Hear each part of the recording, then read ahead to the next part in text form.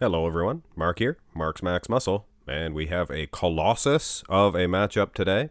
I was racking my brain trying to think of a good word to describe this, and colossus was the most popular one, I guess, for the lack of a better term. Anyway, these are the last two winners of pro shows, and they're headed to the Olympia. And if you check the scorecard of last year's Olympia, well, if it wasn't for Ian Valier, who has not qualified yet, if not for Ian, Akim and Hunter would have been nose to nose, neck and neck at the race, the Olympia race. Seventh place for Ian Valier, so he was the sandwich and they were the bread. So sixth for Akim and eighth for Hunter. And it's going to be a heck of a matchup this year, I do believe. Now the front double, I would wager to say would go to Akim. This is not a during the event, of course, he won his trophy, did Hunter. Let's have a screenshot. Now, this is maybe more fair for you guys to say that it wasn't fair to use the other one. I don't know.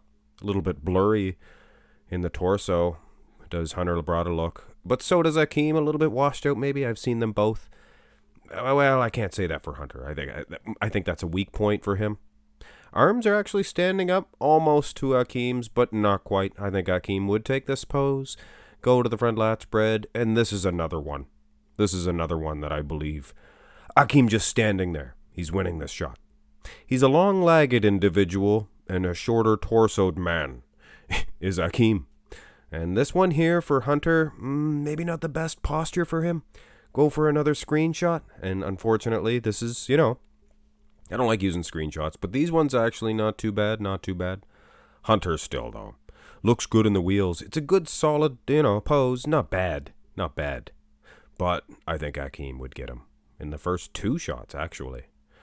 Turn to the side. And I know sizing these two, I'll get some criticism. You sized them all wrong. Hunter is 5'9", and Akim maybe 5'10", so they're close. They're close. I put Akim a couple inches taller here, actually. Look at the far legs. You see that? Akim standing much straighter. He stands up taller in the shot. Hunter is a solid, bodybuilder. A good solid bodybuilder. But I think Akim is going to have his number. Now, when you sit down on your leg like that, like Hunter is, creates for more of a hanging hamstring, which he does have in spades. But when you're standing next to Akim, you got to watch the quads. You got to watch the quads because Akim, some of the best guys. Unbelievable. His calves look good from the side as well. Do Akim's upper body. I think Akim has this one. Turn to the side tricep.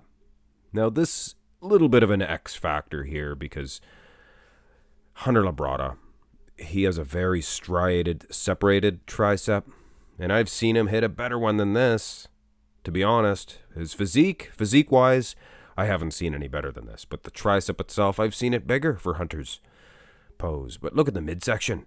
Look at the quads even, the separation, quad, hamstring. Hunter Labrada snaps an outstanding pose. And as Akim, he is a bigger man.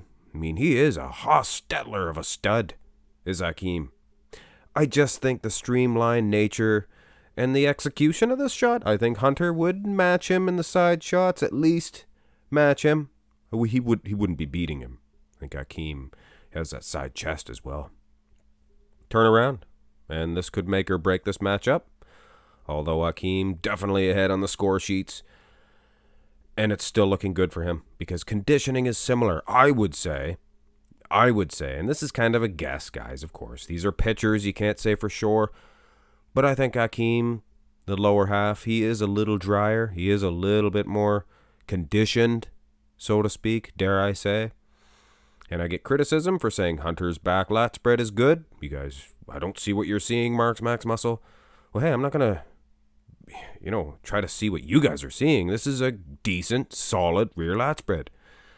Muscle separation, not as good as some guys, not as good as Akim's. But it's a very thick, wide back, and it is hard to defeat. He's conditioned. His conditioning is in. And I would say he's probably edging out Akim in a shot like this. And food for thought, this is not the best version of Akim Williams. I think he didn't coast through this event, but he definitely, I think he was letting off the gas slightly, go to the rear double, And if you don't believe me, compare his Olympia version. Akim, he was much better. Drier as well. It's a good solid shot for Akim, But I think Hunter might have his number. Maybe not the condition. So it's not a total loss, I don't think, for Akim. It's the lack of lat insertions. It just weakens him a little bit in a shot like this. I mean, the arms look good. They're beating Hunter's. The wheels, I would say, maybe. Of course, the calves. Hunter's calves are tremendous. Like I said, though, I'm not going to dilly-dally with this one anymore because I get criticized for, thinking Hunter has a good back. Hey, it is what it is, guys. Go to the abs and thigh. Obviously, he's winning pro shows, so the judges are seeing it as well. And this is a funny one. This is an excellent silhouette for Akim Williams versus maybe not the best one. I mean, these sidearm abs and thighs get criticized from you negative nillies. Oh, a lot of negative nillies out there. Some people don't have a good thing to say about any bodybuilder. Some people I talk to, you know who you are. Why do you even watch bodybuilding? Is there anything you like about it? Why watch it? Why watch it? Anyway, Hunter might squeak out an edge, at least in these two versions. Throw some more conditioning on Akim, and I would say for sure with that silhouette. Little too smooth, gorilla, in the midsection, monsoon. Go to the abs and thigh, or go to the most muscular. I apologize. And I think Akim, he's just too big, similar condition. I think he's a lot bigger. I think the lighting was a little, I don't want to call it, well, maybe I do, a little bit hazy. It was a little slightly hazy at the Puerto Rico Pro. Anyway, fantastic versions of both guys. Like I said, though, I've seen Akim a little bit better. So I think he will definitely have Hunter Labrada's number come Olympia time. But you never know. You never know, guys, what could happen. But I would say Akim Williams. Sorry, I think Akim Williams is your winner in this one. And I might get some criticism, but maybe not. After all, Hunter Labrada is the Chicago Pro Champion. But last year was Akim Williams. So, Akim maybe, I guess, as far as my channel is concerned, he took his title back. He's a 2-time Chicago Pro. Anyway, hit thumbs up on the video, and I figured you guys would enjoy this one. Might be a battle we will see at the Olympia. Who knows? Have a great day.